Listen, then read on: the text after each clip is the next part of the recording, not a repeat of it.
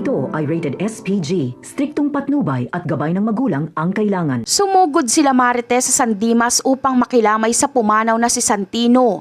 Punong-puno ng pait at pighati ang puso ni Marites dahil hindi niya matanggap ang malagim na sinapit ng kanyang anak. Pagdating sa lugar, lalong nadurog ang kanyang kalooban nang makita ang wala ng buhay na katawan ni Santino na nakahimlay sa loob ng kabaong.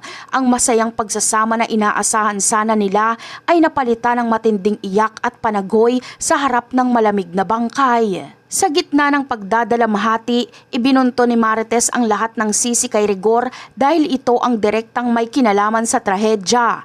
Alam ni Marites na si Rigor ang nagpaputok ng baril na kumitil sa buhay ni Santino, kaya hindi niya mapigilang maglabas ng galit dito.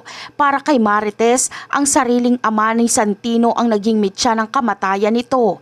Isang katotohanang napakahirap tanggapin para sa isang inang nawalan ng anak. Lalong tumindi ang galit ni Marites dahil sa maling desisyon ni Rigor na gamitin si Santino bilang pain sa kanyang mga plano.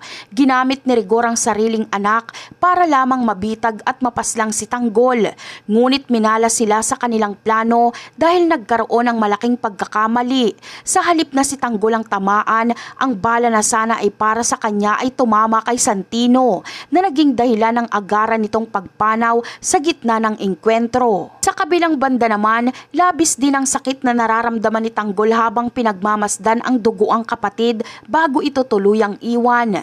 Gustuhin man niyang kunin ang bangkay ni Santino upang sila na ang mag-asikaso ng burol ay wala siyang nagawa dahil sa panganib.